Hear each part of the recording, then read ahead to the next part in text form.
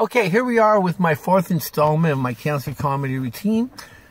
And I want to let you know, just by way of a little background, that on my third cancer deal, it was a tumor in my neck that became very aggressive, attacking my vocal cord.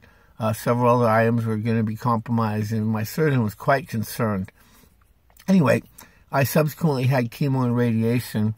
And after the surgery, my lymph nodes were taken out. I acquired this tennis ball, and I'm rather self-conscious about that. So I let my goatee grow down to cover a little bit. Well, 2 weeks into my radiation, I was looking at my shirt, and I'm thinking, doggone, I don't own a white chihuahua. What is going on here? Well, turns out, my beard was falling out. Now, this line right here, I had some mutton chops up until last week. That line, bottom line of my mutton chops, was the top line of my radiation. So as a result, I haven't needed to shave for about 3 months. I've also noticed I used to be a cute little blonde, and now if you notice, my mustache is coming a lot darker than it was before. The only good thing about that is that my wife likes it. I don't like it that much. Anyway, prior to that last surgery, I attended mandatory, well, it was actually part of my chemo. I attended mandatory chemo and radiation class at my hospital. Anyway, I learned while I was there, my wife attended with me, I learned that chemotherapy can be contagious. Did y'all know that?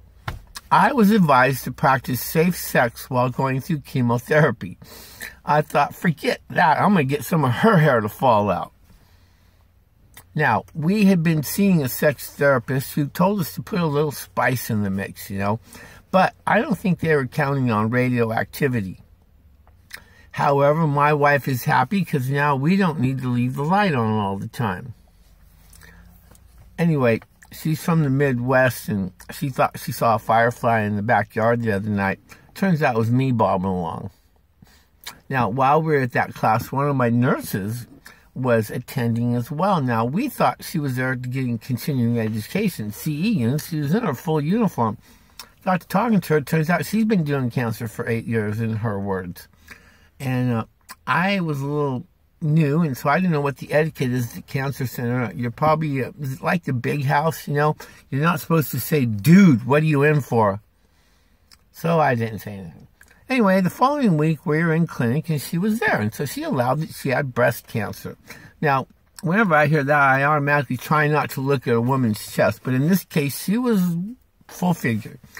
And she said that she'd already had one breast removed, and I said, well, what's that? She goes, oh, that's a prosthetic. I go, really? She said, yes. Would you like to feel it? Now, this is the second time a woman has propositioned me to feel her fake boob. So I naturally did what any guy would do. I looked to my wife for guidance. So once I got the go-ahead, I was feeling the right one. Well, I'm not sure how you define which one is the right one in that case. Anyway, as I was doing this, we're all kind of giggling like a bunch of school kids. She said, I asked her, does that thing have a nipple? She goes, oh, no, I don't need one. Well, she looked at her other one. It was telegraphing like a headlight. I said, man, you must be able to feel something through that thing. Anyway, I asked her, hey, have you ever had a boob malfunction? She said, only once. I was playing soccer, and I scored my first goal ever, but the ref disqualified it. I said, why? She said, well, he inspected the ball, and he declared it underinflated, too squishy, and shaped like a banana. I know, that's just wrong. Anyway, I was sharing this story with my elderly chemo mate the next day, and she said, well, doggone it, you could have held both of mine, but I left them home on the counter. Then she reached in her purse. She said, not to worry, though. I never go anywhere without my knitted knockers. All right, thank you very much. You've been a great audience.